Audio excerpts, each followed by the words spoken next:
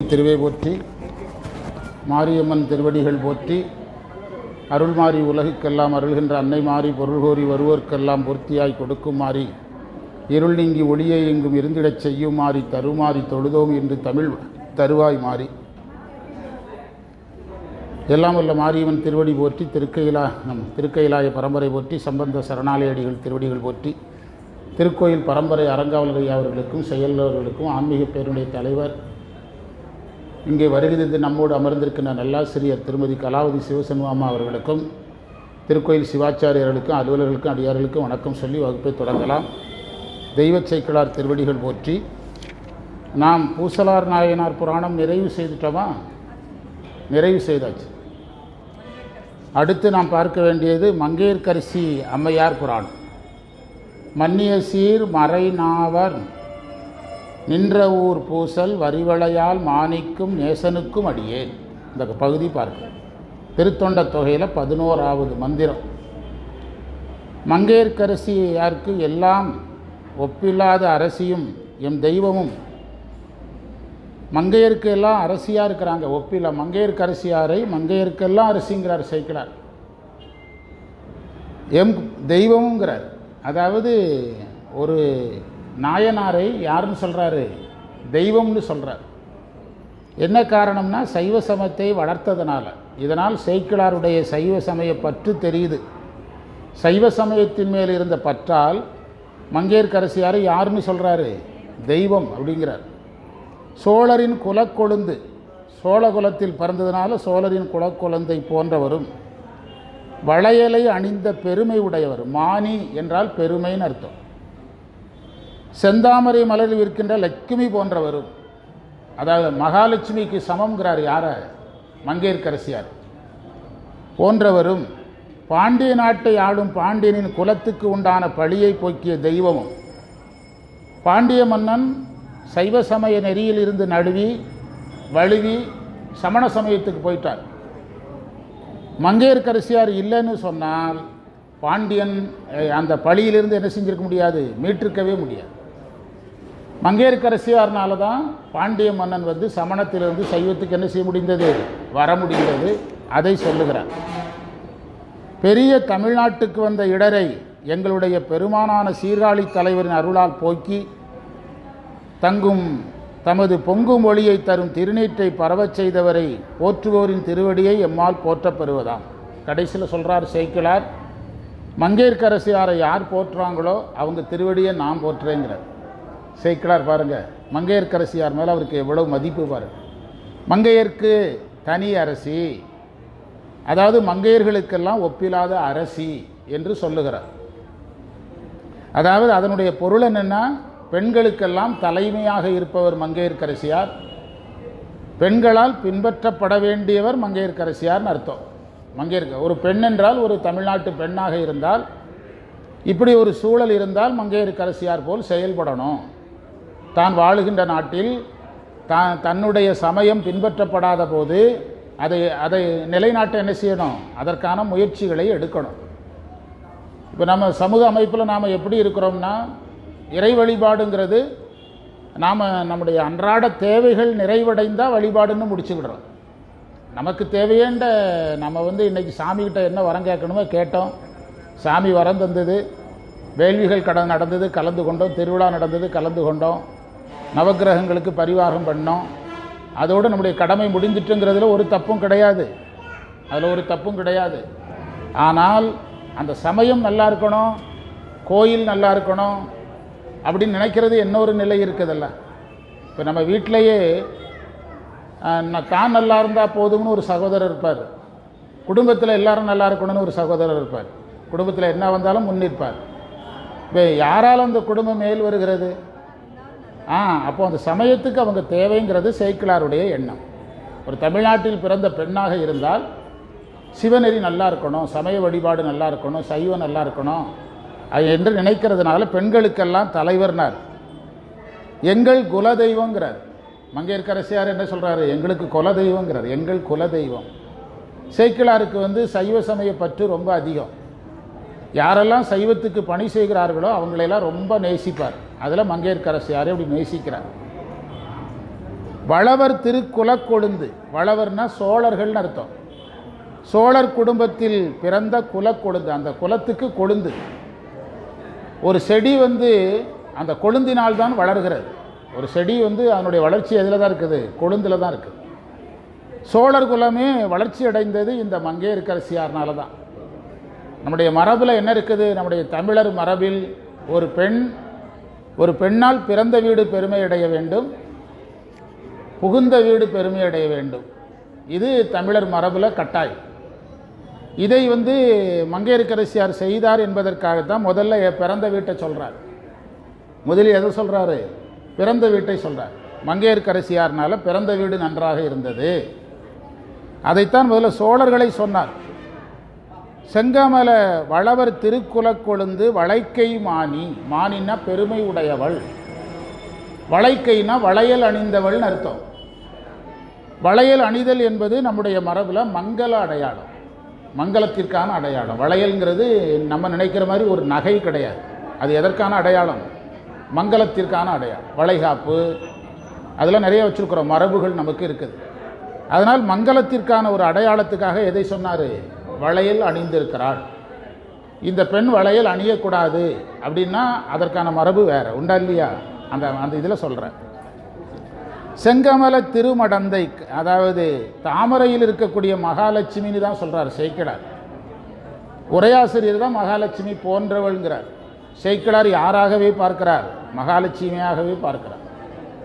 பெரிய புராணம் பேச ஆரம்பித்த காலத்திலிருந்தே நான் சொல்லிட்டு வந்துட்டு இருக்கிறேன். திலகவதியாராக இருக்கலாம், திரு அணைய திலகவதியார் பிறந்தாருங்கிறார்.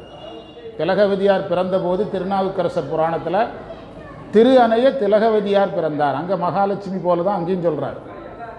பெரிய புராணத்தில் வருகின்ற அந்த பெரிய புராணத்தில் பெரிதாக பேசப்படுகின்ற பெண்கள் மங்கையர்க்கரசியார், அதுமாதிரி காரைக்காலம்மையார், சங்கிலியார், பறவையார், திலகவதியார், இவங்களையெல்லாம் நாம் சாதாரண பெண்களாக பார்க்கக்கூடாதுன்னு பல முறை சொல்லியிருக்கிறோம். அதற்கான பிரமாணங்களும் நிறையா கொடுத்துருக்குறோம். அதனால் சேக்கிழார் மங்கையர்க்கரசியாரை யாருங்கிறாரு? மகாலட்சுமிக்கு சமங்கிறார், மகாலட்சுமின்னு சொல்கிறார். செங்கமல திருமடந்தை கன்னி நாடாள், கன்னி நாடுனா சோழ நாடு. கன்னி நாடு என்பது சோழ நாட்டை குறிக்கும்.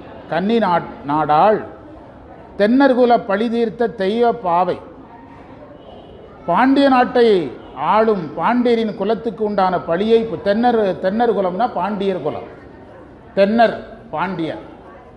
பாண்டியர் குலத்துக்கு ஏற்பட்ட பழி என்னன்னா, சைவ சமயத்திலிருந்து பாண்டியன் எங்கே போயிட்டான்? சவண சமயத்திற்கு போய்விட்டான். மங்கையருக்கு அரசியார் வாழ்ந்து கொண்டிருந்த அந்த காலகட்டத்தில் மதுரையில் சைவ சமயத்தில் இருந்தது 2 பேர் தான், மங்கையர்க்கரசியாரும் குலச்சிறையார், அமைச்சர் குலச்சிறையார். கோயிலில் சிவ வழிபாடு நடக்குது, சிவாச்சாரியார்கள் வழிபாடு செய்கிறாங்க. மக்களெல்லாம் மன்னன் சிவ வழிபாட்டில் இல்லாததுனால யாரும் விட்டுட்டாங்க, மக்களும் விட்டுட்டாங்க. மன்னன் திருநீர் பூசாததுனால மங்கையர்க்கரசியாரும் வெளிப்படையாக திருநீர் என்ன செய்வதில்லை? பூசுவதில்லை. புரிதா? கணவன் வழியில் அவங்களும் வெளிப்படையாக சைவத்தில் வாழ முடியாத ஒரு சூழல். அதனால் இந்த பழியை தீர்ப்பதற்கு மங்கையர்க்கரசியார் ஒரு திட்டம் தீட்டினாங்க. என்ன செய்தாங்கன்னா, நாம் ஞானசம்பந்தரை இந்த நகரத்துக்கு அழைச்சிட்டு வந்தோம்னா, சிவாவா ஞானசம்பந்தரை இந்த நகருக்கு அழைச்சிட்டு வந்தோம்னா, ஞானசம்பந்தருடைய வரலாறு என்ன சொல்லுகிறது? அதாவது ஞானசம்பந்தருடைய அவதார நோக்கத்தில் ஒரு நோக்கம் மதுரையில் சமண சமயத்தை என்ன செய்வது? அகற்றி சைவ சமயத்தை நிலைநாட்டுவது. ஞானசம்பந்தருடைய அவதாரத்தில் நோக்கமே அதுதான். ஞானசம்பந்தருடைய பெற்றோர் தங்களுக்கு சிவபாத இருதயர் தனக்கு பிள்ளை வேண்டும் என்று வேண்டும்போது என்ன சொல்லி வேண்டுகிறார்கள் என்றால், எங்கள் சைவத்தை நிலைநாட்ட ஒரு பிள்ளை வேண்டும்னு கேட்டு பெற்றது யாரு? ஞானசம்பந்தர்.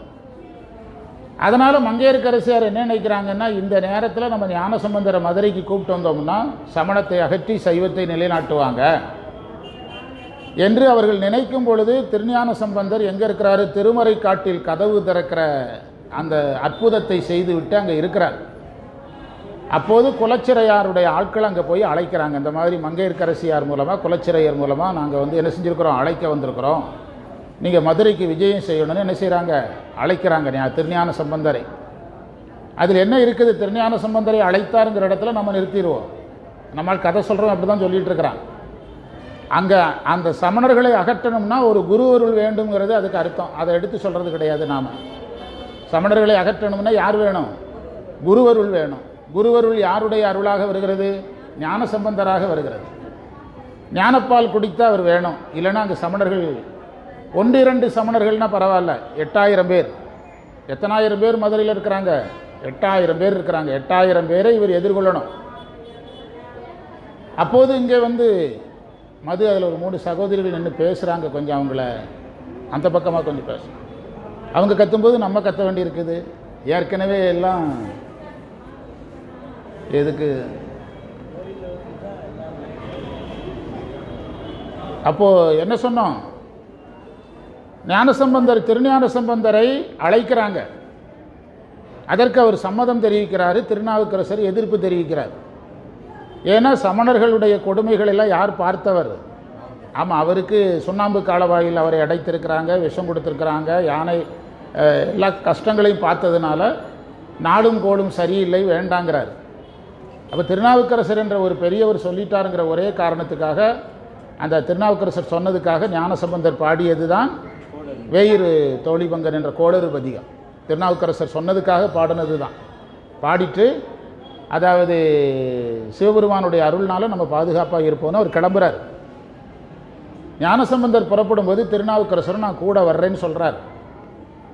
ஏனென்றால் நான் எங்கு சென்றாலும் நான் உங்கள் கூட வருவேன்னு சொன்னதே ஞானசம்பந்தர் தான். ஆனால் இப்போ வேண்டான்ட்டார் ஞானசம்பந்தர். அவர் என்ன நினைச்சார்னா, ஒருவேளை ஏதாவது ஒரு துன்பம் வந்தால் அது யாரோடு போகட்டு, நம்மோட போகட்டு. ஏற்கனவே இவர் அனுபவிச்சிருக்கிறார். வயதானவர், அவர் வயசு வேறு நிறைய ஆயிட்டு, எதுவும் துன்பங்கள் வரக்கூடாது. பெரியவங்களை நம்ம அப்படி தானே பாதுகாக்கணும். நேற்று ஒரு பள்ளிக்கூடத்துக்கு நான் பேச போயிருந்தேன். அந்த ஜல்லிப்பட்டிக்கு பேச போயிருந்தேன். நம்ம என் கூட வேலை பார்த்தவர் ஹெச்எம் ஆகிட்டார், அங்கே இருக்கிறார். பசங்கிட்ட சொன்னேன், அதாவது அரிஸ்டாட்டிலும் அலெக்சாண்டரும் நடந்து போகிறாங்க. அரிஸ்டாட்டில் அலெக்சாண்டருடைய குரு. ஒரு நதி வருகிறது, பின்னால் வந்துக்கிட்டு இருந்த அலெக்சாண்டர் வேகமாக நதிக்குள்ளே இறங்குறார். அப்போ அலெக்சாண்டர் அரிஸ்டாட்டில் சொல்கிறாரு, குருவுக்கு பின்னால் தான் வரணும், குருவுக்கு முன்னால் எதுக்கு போகிற, எதுக்கு இந்த முந்திரி கொட்டை மாதிரி போகிற அப்படின்னு கேட்குறாரு. புரியுதா? அப்போது அலெக்சாண்டர் சொல்கிறாரு, இந்த நதியில் நான் முதல் முறையாக இறங்குறோம். இது எவ்வளவு ஆழம், எவ்வளவு அலைகள் உடையது, எவ்வளவு வேகம் உடையது, முதலை இருக்குதா சுழல்கள் இருக்குதாங்கிறதுலாம் தெரியாது. நான் முதல்ல இறங்குறேன், அதுக்கு பிறகு நீங்கள் இறங்குங்க. அப்போ யாருக்கு ஆபத்து வந்தாலும் ஒன்று தானேன்னு கேட்குறாரு அவர். உனக்கு ஆபத்து வந்தானே எனக்கு வந்தானு கேட்குறாரு. அப்போ அவர் சொல்கிறாரு, 1000 அலெக்சாண்டர்கள் வருவார்கள், ஆனால் குருவாகிய அரிஸ்டாட்டில் எத்தனை பேர் தான்? ஒருத்தர் தான் அப்படிங்கிறார். நேற்று பசங்களுக்கு சொன்னேன். அப்போது திருநாவுக்கரசருக்கு எதுவும் ஆயிடக்கூடாதுங்கிறதுல அவர் ரொம்ப கவனமாக இருந்தார். நீங்கள் சோழ நாடு போங்க,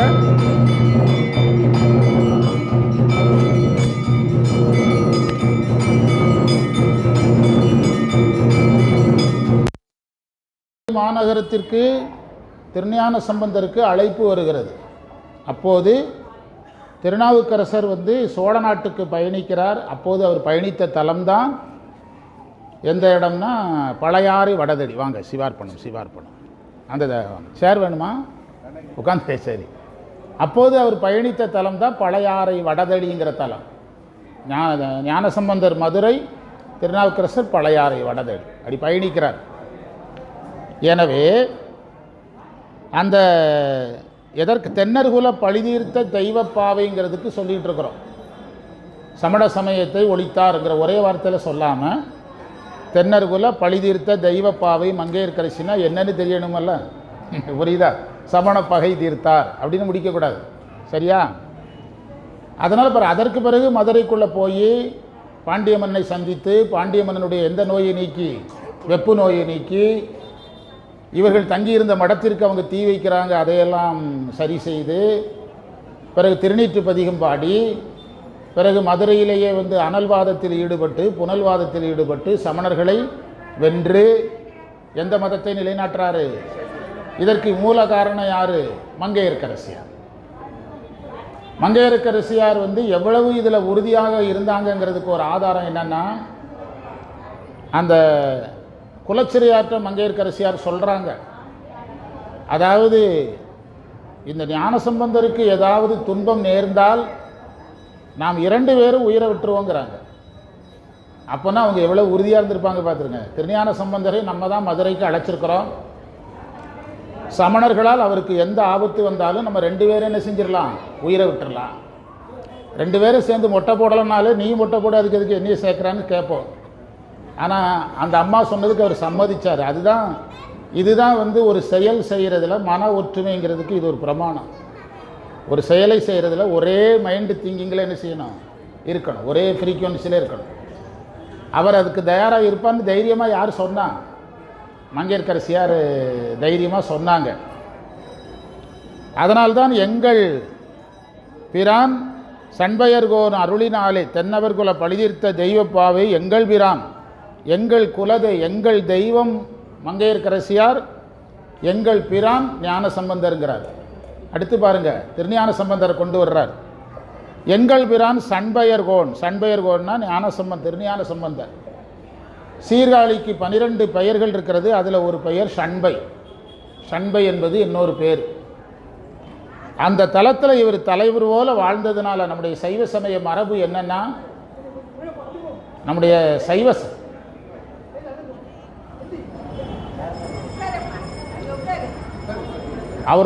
நம்முடைய சைவ சமய மரபு என்னன்னா, குருமார்கள் வாழ்கின்ற ஊருக்கு அவங்க தலைவராக இருந்தாரோ இல்லையா அது கேள்வி கிடையாது. குருமார்கள் வாழ்ந்த ஊருக்கு அவர்களை யாராக பார்க்கிறது மரபு. அதனால தான் சண்பையர்கோன் அருளினாலே, பாருங்க, அருளினாலே மிக முக்கியமான இடம். திருஞான சம்பந்தர் அருள்னால இருந்தமிழ்நாடு உற்ற இடர் நீக்கி. யாருடைய அருள்னு சொல்லணும்? சொக்கநாதருடைய அருள்னு சொல்லணும், மீனாட்சி அருள்னு சொல்லணும். யார் அருள்னாலுங்கிறாரு? அதுதான். நம்ம இதை பாட்டாக பாடுறோம், ஆனால் உள்ளே இருக்கிற செய்தியை கொஞ்சம் கொஞ்சமாக எடுக்கணும். அதற்காகத்தான் நான் முதல்ல சொன்னேன், இந்த வேலையை செய்வதற்கு குருவருள் வேணும். ஏற்கனவே சொக்கநாதரை வழிபட்டு கொண்டிருக்கிறார் மங்கையர்க்கரசியார். ஆனால் குருவருள் இல்லாமல் யாரை கட்டுப்படுத்த முடியாது? சமணர்களை கட்டுப்படுத்த முடியாது. அதற்காக தான் சேக்கிழாரை இப்படி சொன்னார். இருந்தமிழ், இரு என்றால் பெரிய அல்லது பெருமை உடைய என்று பொருள். இருந்தமிழ் நாடு உற்ற அடைந்த இடர் நீக்கி தங்கள் பொங்கொழி வெண் திருநீறு பரப்பினாரை. ஒளி உடைய திருநீற்றை பரப்புறார். ஏனென்றால் அப்போதுதான் அவர் என்ன பதிகம் பாடுறாரு? திருநீற்று பதிகத்தை பாடுகிறார். பாண்டிய மன்னனுக்கு வெப்பு நோய் வந்திருக்கிறது. பையவே சென்று பாண்டியர்க்காகவே என்று வெப்பு நோய் வந்திருக்கிறது. வெப்பு நோயில் பாண்டியன் துன்பப்படுகிறான். அப்போது இதை நீக்குபவர்களுடைய மதத்தை நான் ஏற்றுக்கொள்ளுகிறேன் என்று யார் சொல்கிறார்? பாண்டியன் சொல்லுகிறான். ஆண்களுக்கு வலது பக்கத்தில் நோய் வந்தால் சுகமாக்குறது கஷ்டம். அதனால் வலது பக்கத்தை யாருக்கு கொடுத்துட்றாங்க? ஞானசம்பந்தருக்கு கொடுத்துட்றாங்க. இடது பக்கத்தில் ஆண்களுக்கு நோய் வந்தால் சுகமாக்குறது எளிது. இப்போ கால்கை இழுத்துக்கிட்டுன்னு வச்சுக்கிடுங்களேன். ஒரு ஆணுக்கு வலது பக்கத்தில் இழுத்துக்கொண்டால் நோய் நீக்கிறதுக்கு கொஞ்சம் அதிக ரிஸ்க் எடுக்கணும். இடது பக்கமாக இருந்தால் ஈஸியாக சுகமாக்கிடலாம். ஏன் சொல்கிறேன்னா, வலது பக்கத்தில் என்ன பிரச்சனை வந்தாலும் ரொம்ப கவனமாக இருக்க. ஆண்களாக இருந்தால், பெண்களாக இருந்தால் இடது பக்கம் சார்ந்த நோயில் ரொம்ப கவனமாக இருக்கணும். இடது கை வலிக்குதுன்னா உடனடியாக சுதாரித்து விடணும், அது உடனடியாக சுதாரித்து கொள்ளணும். அதாவது திருஞான சம்பந்தருக்கு எந்த பக்கத்தை கொடுத்துட்றாங்க? வலது பக்கத்தை கொடுத்த. இடது பக்கத்திற்கு அவங்க மருந்து பார்க்கிறார்கள், அவர்களுடைய மந்திரத்தை சொல்கிறாங்க, தண்ணியை தெளிக்கிறானுங்க, சுகமாக மாட்டுக்கு. அது மட்டும் இல்லை, நோய் எந்த பக்கம் வருது? இந்த வலது பக்கத்துக்கு மேலும் வாட்டுகிறது. அப்போது பாண்டிய மன்னன், நீங்கள் நோய் நீக்கிறது போதும், நீங்கள் ஒதுங்கிக்கிடுங்கன்னு சொல்கிறாரு. இனி திருஞான சம்பந்தர் வரட்டுங்கிறாரு. திருஞான சம்பந்தர் என்ற நாம மந்திரமும் செல்லன்னார் சேக்கிழார். திருஞான சம்பந்தருங்கிற வார்த்தை பாண்டியன் காதில் விழும்போதே மந்திரமாக போயிட்டான். எதுக்குள்ள? காதுக்குள்ள. புரியுதா? அப்போதுதான் இந்த திருநீற்று பதிகத்தை பாடி அவனுக்கு என்ன செய்கிறார்? திருநீற்றை பூசுகிறார். அப்போ பாண்டிய மன்னனுடைய வெப்பு நோய் என்ன செய்கிறது? நீங்கி விடுகிறது. அவன் வெப்பு நோயில் கஷ்டப்படும் போது வாழை இலையை மேலே போடுறாங்க, அது எரிஞ்சு சாம்பலாகி தூள் தூளாக விழுது. அவ்வளோ வெப்பத்தில் இருக்கிற உடம்பை சரி பண்ணுறார் திருஞான சம்பந்தர். அதனால தான் இந்த இடத்துல திருநீற்றை வைத்து பேசினார். அதனால தான் நம்முடைய சம்பிரதாயத்தில் மந்திரமாவது நீருங்கிற மந்திரத்தை நம்ம திருநீர் பூசும்போதெல்லாம் சொல்லணும். மந்திரமாவது நீர், வானவர் மேலது நீர், சுந்தரமாவது நீர், துதிக்கப்படுவது நீர், தந்திரமாவது நீர், சமயத்தில் உள்ளது நீர், செந்துவர்வாய் உமைவங்கன் திரு ஆலவாயான் திறனி. ஒன்றுமே தெரியலனாலும் திரு ஆலவாயான் திறனி. நம்ம எப்போவுமே ஈஸியான வழியும் சொல்கிறோம். மந்திரம் முடிச்சும் தெரியலன்னா என்ன சொல்லுங்க? திரு ஆலவாயான் திருநீரே அப்படியாவது சொல்லி பூசணும். முந்தா நாள் ஒரு அம்மா எனக்கு ஃபோன் பண்ணாங்க. அந்த அம்மா வந்திருக்காங்களா என்னன்னு தெரில. இன்னைக்கு ஃபோன் பண்ணாங்க, 20 நிமிஷம் பேசினாங்க. நான் தேவாரம் படிக்கணும், திருவாசம் படிக்கணும், மாரியம்மன் கோயிலுக்கு வாங்க அப்படின்னு சொன்னேன். வந்தாங்களா வரலையே தெரில. அதாவது அந்த சமயம் நான் அவங்கக்கிட்ட சொன்னேன், ஏமா வந்தோம், சொற்பொழிவு கேட்டோம், பாடணும்லாம் சைவம் பண்ண முடியாது. 5 வருஷம் நம்ம இதுக்கு அர்ப்பணிக்கணும்னு முடிவெடுத்துக்கிடணும். நான் திருமுறை பழகுவதற்காக, திருமுறை பாடுவதற்கு எத்தனை வருடங்களை செலவழிப்பேன். சும்மா திடீர்னு வந்து 15 நாள் 20 நாள்லாம் பழக முடியாது அப்படின்னு சொன்னேன். நம்ம மாணவரில் ஒருத்தருடைய நம்பரை சொல்லி இவர் தான் நம்பர் தந்தார் அப்படின்னாங்க, பேரை சொல்லி. எது இருக்கட்டும், அதனால் என்ன, நீங்கள் முதல்ல டெடிக்கேட்டடாக இருக்கணும் அப்படின்னு. டெடிக்கேட்டடாக இருக்கணும், இன்வால்மெண்ட்டோடு இருக்கணும். உண்டா இல்லையா? அப்போ தான் சைவம் வரும். ஏன் சொன்னேன்னா, நம்ம திருநீர் காலங்காலமாக பூசுகிறோம், சைவ மந்திரம் தான். அதுக்கு சொல்கிறேன். நமக்கு என்ன தெரியலை, இந்த மந்திரம் நம்ம எல்லாருக்குமே தெரியலை. அதான் இருக்கிற ஒரு கவலை. புரியுதா? திருநீர் எல்லாரும் பூசுகிறோம், பல ஆண்டுகளாக பூசுகிறோம். சிவாய நமையென்று இடுநீரே என்றும் நம்ம தமிழில் சொல்லப்பட்டிருக்கிறது. அப்போது அந்த எந்த மந்திரத்தை சொல்லி பூசணும்? அந்த மந்திரமாவதுங்கிற மந்திரத்தை சொல்லி பூசணும். முடியலைன்னா என்ன சொல்லியாவது பூசணும்? திரு ஆலவாயாம் திருநீரே என்று சொல்லியாவது பூசணும். அப்படி திருநீரை நாம் இட்டுக்கொள்ளும் போது அதற்கு மந்திர சக்தி அதிகமாக வரும். ஏற்கனவே அதற்கு மந்திர சக்தி உண்டு. மாரியம்மன் கோயிலில் வாங்கும்போது அதில் மாரியம்மன் அருள் உண்டு. திரும்பவும் மந்திரம் சொல்லும்போது அதுக்கு மேலும் என்ன சக்தி கிடைக்கும்? அந்த மந்திர சக்தி கிடைக்கும். அதுதான் சொல்கிறோம்.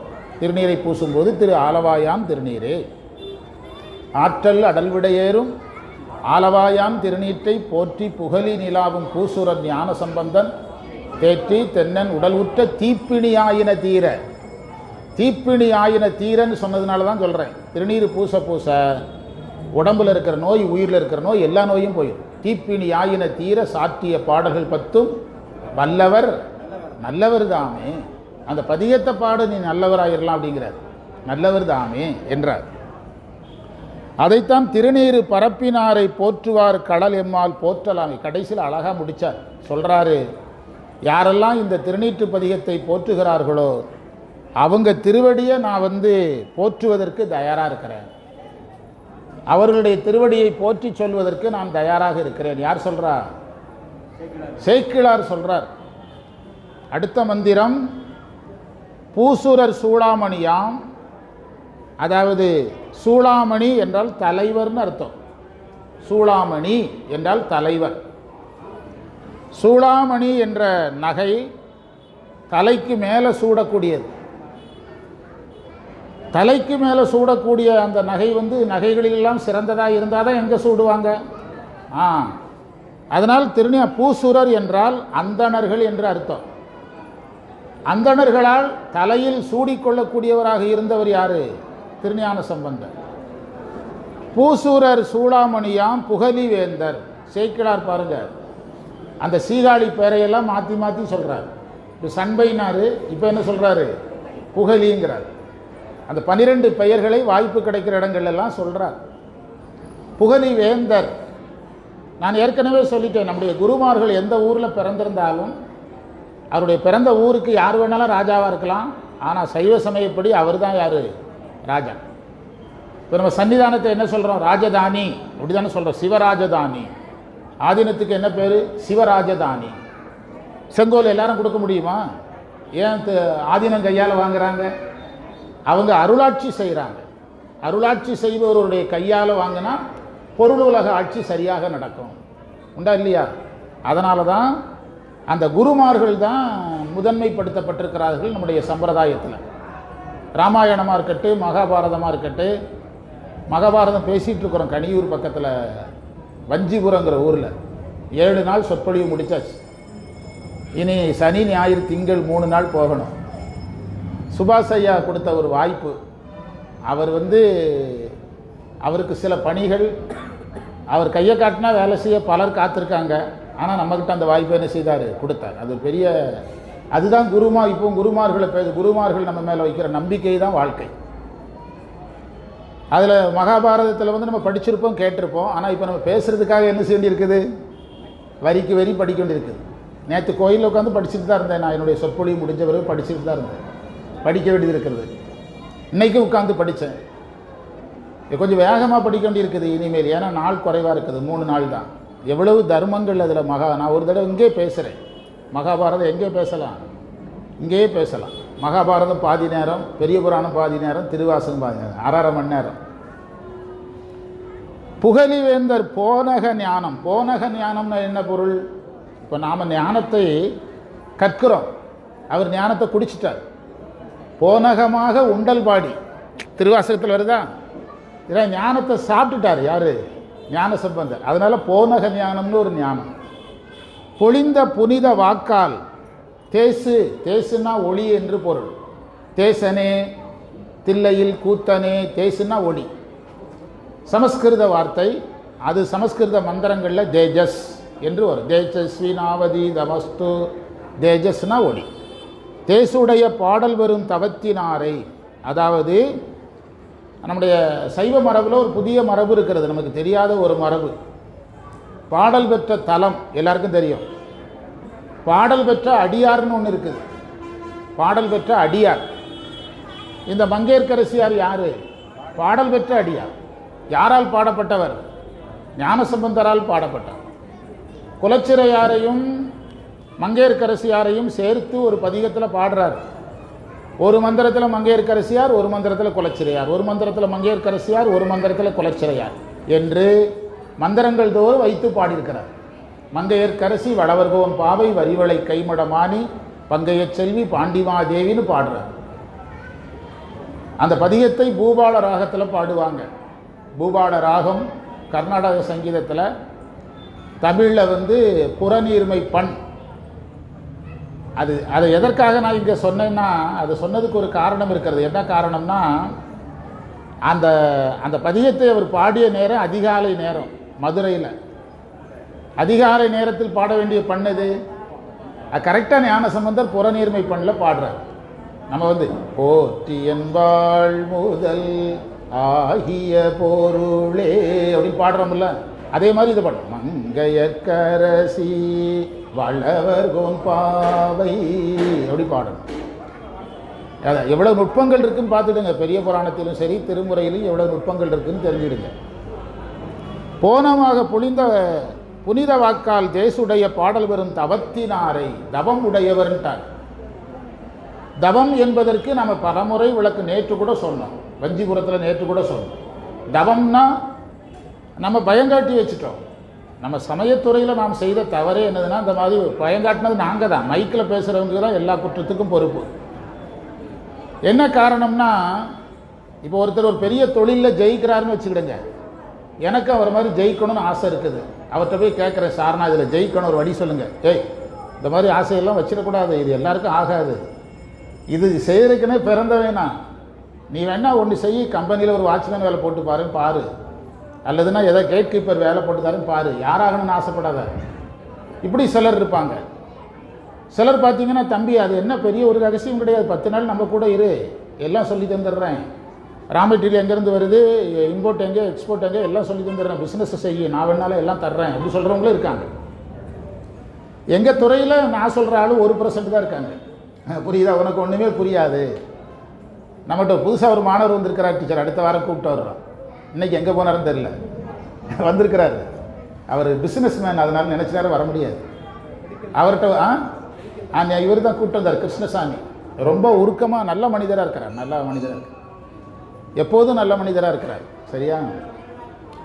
அப்போது அவர் சொல்கிறாரு, அவர்கிட்ட ஒருத்தர் சொன்னாராம், சிவஞான போதம் அல்ல, சிவஞான பூதம் அப்படின்னு சொன்னாங்க. அப்புறம் எப்படி படிப்பான்? ஒரு நூலை நீ அறிமுகப்படுத்தும் போதே பூதம்னு அறிமுகப்படுத்தினா அவன் எப்படி படிப்பான்?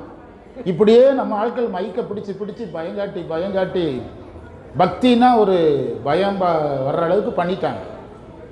தவம்னா என்ன? இப்போ நம்ம எல்லாரும் தவத்தில் இருக்கிறோம். சைவ சித்தாந்தப்படி கோயிலுக்கு வருவது தவம், கோயிலில் வந்து எதையாவது வேலை செய்தால் தவம். இப்போ நான் பேசுகிறேன் தவம், நீங்கள் கேட்குறீங்க தவம், எல்லாரும் தான் கேட்குறாங்க தவம்.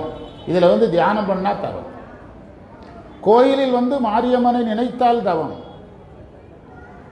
நாம் வீட்டில் போய் இதே மாதிரி ஒரு அளவான பூஜையை செய்வோம்னு டெய்லி வர முடியலன்னா வீட்டில் செய்கிறோம், செய்தால் அது தவம். இவ்வளவுதான் தவத்துக்கு, இவ்வளவுதான் டெஃபினிஷன். நம்மள்கிட்ட கேட்டிங்கன்னா அது ஒரு 10-12 வருஷம் வரும். அதெல்லாம் நான் அவர்கிட்ட படித்து, எவர்கிட்ட படித்தா என்ன, உனக்கு சொல்லி தந்தவரை யார்கிட்ட வாங்கி தான் சொல்லி தந்தார். அந்த சாமி எல்லாருக்குள்ளேயும் தான் இருக்கிறார். எல்லாருக்கும் சொல்லிக் கொடுத்த சாமி யாருக்குள்ளேயும் இருக்கிறாரு. அப்போ உனக்குள்ளே சாமி இருக்கிறாரு, உனக்கு வரும்னு சொல்லணும். அவர் சொல்கிறாரு, நான் அவருக்கு 20 வருஷமாக தேடி ஓஞ்சிட்டேன் சார், நீங்கள் ஒரு ஆள் தான் சார். நேற்று ஒரு ஸ்கூலுக்கு போயிருந்தேன் சார், அந்த ஸ்கூல் தமிழ் வாத்தியார்கிட்ட என்னை அறிமுகப்படுத்த சொல்கிறாங்க, ஜெய்சிங்கை அறிமுகப்படுத்தி சொல்லுங்கள் அப்படிங்கிற. அவர் சொல்கிறார், பேர் சுந்தரமூர்த்தி. அவர் சொல்கிறாரு, ஐயா வேலையில் இருக்கும்போது தமிழை எளிமையாக நடத்துவதற்கு எங்களுக்கு ட்ரைனிங் கொடுப்பாரு, இப்போ எங்களுக்கு தமிழையா அவர் இல்லை அப்படிங்கிறார். அவர் சொல்கிறார். நான் என்ன சொல்கிறேன்னா, சமயத்தை என்ன படுத்துங்க, எளிமைப்படுத்துங்கன்னு சொல்கிறேன். ரொம்ப யோசிக்காதீங்க, ரொம்ப யோசிக்க விடாதீங்கிறேன். ரொம்ப யோசிக்க விடும்போது தான் பயம் வருது, யோசிக்க விடும்போது தான் பயம் வருது. நம்ம ஊரில் ஒரு பெரிய விஐபி, அவர் வீட்டுக்கு நாங்கள் அவரை பார்க்க போயிருந்தோம். அவருடைய மனைவிகிட்ட கேட்குறோம், ஐயாவை எங்கன்னு கேட்குறோம், அவங்க வீடு ஃபுல்லாக தேடுறாங்க. மருமகள்கிட்ட கேட்குறோம், அவங்க வீடு எல்லாம், ஏன்னா நம்ம அவரை சந்திக்கணும்ல எப்படினாலும் தேடுறாங்க. அவருடைய பேத்தி வராண்டாவில் விளையாடிட்டு இருக்குது. அவர் பேத்தி ஒரு நிமிஷம் அப்படி நிற்குது. அவர் செருப்பு வைக்கிற இடத்துல போய் பார்த்தது, செருப்பு இல்லை, தாத்தா வயலுக்கு போயாச்சு, தாத்தாக்கு இல்லை கிளம்பலாம் அப்படிங்குது. புரியுதா? ரொம்ப யோசிக்கும் போது நிறைய சந்தேகங்கள் வரும். ரொம்ப யோசிக்கலைன்னா விடை வந்துடும். நம்ம ரொம்ப யோசித்து தான் தப்பு பண்ணுறோம். புரியுதா? ரொம்ப என்ன செய்யக்கூடாது. மாணிக்க வாசகர் ரொம்ப யோசிக்கலை, அழுதால் உன்னை பெறலாம், முடிஞ்சது, அவ்வளோதான். சித்தன் தெளிவீர்கள் அத்தன் ஆரூரை பக்தி மலர்தூவ முத்தி ஆகுமே. மிக உலகத்தின் தலை சிறந்த மந்திரங்களில் இது ஒன்று. தெளிவாக இருக்கியா அப்படின்னு கேட்குறார். சித்தன் தெளிவீர்கள் அத்தன் ஆரூரை, நம்ம அப்பா திருவாரூரில் இருக்கிறார், பக்தியோட மலர போடுங்கப்பா, முத்தி முடிச்சிட்டார். புரியுதா? தேசுடைய பாடல் வரும் தவத்தினாரை செப்புவதாகிய எண்ணறிந்து தென்னர்கோமான் மாசில் புகழ் நெடுமாறன் தனக்கு செய்வ வழித்துணையாய் நெடுங்காலம் மன்னி பின்னை ஆசில் நெறி அவரோடும் கூட ஈசர் அடிநிழற்கீழ் அமர்ந்திருக்க அருளும் பெற்றார். சார், மிக முக்கியமான மந்திரம். என்ன சொல்கிறாங்க? நாம் என்ன என்று அறிந்து போற்ற வல்லோம். நாம் இதை என்ன சொல்ல, என்னறிந்து தென்னருகம், என்னறிந்து அப்படின்னா எப்படி போற்ற போகிறோம்? திருநாவுக்கரசரை புகழும்போது சேக்கிழார் சொன்னார், நாவுக்கரசரை ஒரு நாவால் புகழ முடியாதுன்னார். அவர் புகழணும்னா நிறைய இந்த ஒரு நாவால் முடியும். அதே தான் இங்கே சொல்கிறார். இவங்களை பற்றி நமக்கு என்ன தெரியுங்கிறார் சேக்கிழார். அப்போ நம்ம என்ன சொல்கிறது? நீங்கள் என்ன நினைக்கிறீங்கன்னா அந்த 2 பாட்டை வச்சு இன்றைக்கி முடிச்சிருவீங்களோன்னு கேட்குறீங்க. சேக்கிழார் என்ன சொல்கிறாரு? அந்த அம்மாவை பற்றி நமக்கு என்ன தெரியுங்கிறார். நம்ம ஒரு அரை மணி நேரமாவது பேச வேண்டாமா மங்கையர்க்கரசியாரை பற்றி? தென்னர்கோமான் என்று அறிந்து போற்ற வல்லோம் பாண்டிய மன்னரான குற்றம் நீங்கிய புகழை உடைய நின்ற சீர் நெடுமாறனாருக்கு சைவத்திரத்தின் வழியை துணையாகி, சைவத்தில் துணையாக இருந்தவங்க மங்கையர்க்கரசியார். நேற்று தான் அந்த வஞ்சிபுரத்தில் சொன்னேன், தற்காத்து தற்கொண்டான் பேணி தகை சார்ந்த சொற்காத்து சோர்விலாள் பெண். வள்ளுவர் சொன்னார், ஒரு பெண்ணை தன்னை காக்கணும், தன் கணவனையும் காக்கணும், வார்த்தைகளை கட்டுப்பாடாக வைத்துக்கிடணும். அதான் சொன்னேன், வீட்டில் ஆம்பளை ஒரு வார்த்தையை தெருவில் தப்பாக பேசிட்டா கூட அது ஏதோ ஒரு மூடில் பேசிருக்க விட்டுருங்க அப்படின்னு லேடிஸ் சமாளிச்சிருவாங்க. அவர்னு சொன்னாதானே சீரியஸாக, அது ஏதோ ஒரு மூடில் சொல்லியிருக்கிறீங்க, சீரியஸாக எடுத்துக்காது. ஆனால் லேடிஸ் பேசுனா தெரிச்சண்டையாக மாறிடும், உண்டா இல்லையா? அதனால் ஒரு பெண்ணுக்குரிய கடமை 3 திருவள்ளுவர். தன்னை காத்துக்கிடணும், கொண்டவனை காத்துக்கிடணும், வார்த்தைகளை என்ன செய்யக்கூடாது, விடக்கூடாது. வார்த்தைகளை விடக்கூடாது. எவ்வளோ நேரம் வார்த்தைகளை விட முடியாமல் இருக்குமோ அவ்வளோ நேரத்தில் விடாமல் இருக்கணும். இப்போ நானே இருக்கிறேன், சில நேரங்களில் மைக்கில் சில விஷயங்களை சொல்லிடுறேன். எனக்கு இதயம் என்ன இரும்புலையாக செஞ்சுருக்குது, ரத்தத்துலேயும் சதையிலும் தான் இருக்குது. எனக்கும் வலிக்குமல்ல. இப்போ வலிக்கும் போது என்ன அறியாமல் என்ன செய்யும், வரும். மாரியம்மன்ட்ட சொன்னாதான் என் பிரச்சனை தீரும். புரியுதா? பஞ்சபாண்டவர்கள்ட்ட சொன்னாதான் என் பிரச்சனை தீரும். அப்போ நான் என்ன செய்துதான் ஆகணும், சொல்லி தான். எனக்கு ஒன்றும் இரும்பில் செய்யலை, ராடுலையே செஞ்சுருக்குது இதயம்.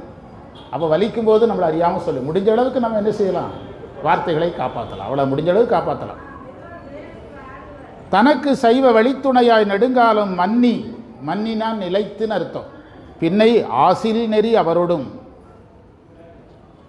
நீண்ட காலம் நிலை பெற்றிருந்த பின்னர் குற்றமற்ற சிவநெறியிலே அவரோடும், குற்றமற்ற சிவநெறியில் அவரோடும், அதாவது வாழும்போது பாண்டியன் சைவத்தில் நிற்கல, இவங்க நின்னாங்க. ஆனால் இறைவன் திருவடிக்கு போகும்போது ரெண்டு பேருமே சேர்ந்து போகிறாங்க. அவன் போகிறதுக்கு யார் காரணமாயிட்டார்? மங்கையர்க்கரசியார் காரணமாயிட்டார். அவரோடும், அந்த ஒடு பாருங்க, அவரோடும். இந்த ஒடு தமிழ் இலக்கணத்தில் இந்த வரன்பாளையம் சாமி பேசினார்ல தாராபுரத்தில், ஒடுங்கிற இலக்கணம் எவ்வளோ முக்கியம். தாராபுரத்தில் சைவ சித்தாந்த வகுப்பு தொடங்கியிருக்கோம் டீச்சர். அந்த வகுப்பினுடைய வெற்றி, மாரியம்மன் கொடுத்த மிகப்பெரிய வெற்றி என்ன தெரியுமா? வரன்பாளையம் சாமி வகுப்பு நடக்கிற அன்னைக்கெலாம் வர வேண்டியிருக்கிறார். எல்லா வகுப்புக்கும் நான் முதலாக வந்து வகுப்பு முடிவு வரைக்கும் இருப்பேன்னு சொல்லியிருக்கிறேன் வரன்பாளையம் சாமி. அது மாரியம்மன் கொடுத்த வெற்றி, நம்ம திருக்கூட்டத்துக்கு மாரியம்மன் கொடுத்த வெற்றி. ஆசில் நெறி அவரோடும் கூட, அவரோடும் கூடங்கிறது என்ன பொருள்னா, அணங்கினொடும் அப்படின்னு பெரிய புராணத்தில் வரும். இந்த ஒடுங்கிறது ரொம்ப முக்கியம். தமிழ் இலக்கணப்படி உயர்ந்த பொருளோடு சேர்ந்து ஒடு வரணும். ஆசிரியரோடு மாணவர் வந்தார், தந்தையுடன் மகன் வந்தான், மகனோடு தந்தை வந்தார்னு சொல்லக்கூடாது தமிழ் இலக்கணத்தில். பெரியவங்களை எப்போ சொல்லணும்? ஃபஸ்ட்டு சொல்லணும். அதுக்கு பிறகு தான் அடுத்தவங்களை. ஆசிரியரோடு மாணவர் வந்தார், தந்தையோடு மகன் வந்தார், முதலமைச்சரோடு அமைச்சர் வந்தார், பிரதமரோடு அமைச்சர் வந்தார், இப்படி தான் சொல்லணும் தமிழ் இலக்கணத்தில். அதை இந்த ஒடுக்கு என்ன சிறப்புன்னா, யார் முன்னால் நிற்கிறாங்களோ அவங்க பின்னால் இருக்கிறவங்களுக்கு ஆதரவு. இப்போ நின்றசீர் நெடுமாறனுக்கு யார் ஆதரவு? மங்கையர்க்கரசியார் இல்லைன்னா அவனுக்கு வீடு பேரு கிடையாது. யார் பெற்றுக் கொடுத்தா? ஆமாம், இதை நம்ம அழகாக வஞ்சிபுரத்தில் சொல்லலாம்.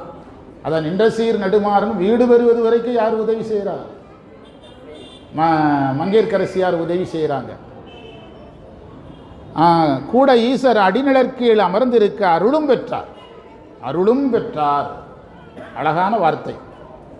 எல்லாம் பெற்றார்னு அர்த்தம், அதோடு சேர்த்து அருளும் பெற்றார்னு பொருள். அடுத்து திருவாசகம் பார்க்கலாம். கொஞ்சம் ஒரு 20 நிமிஷம் திருவாசகம் பார்ப்போம்.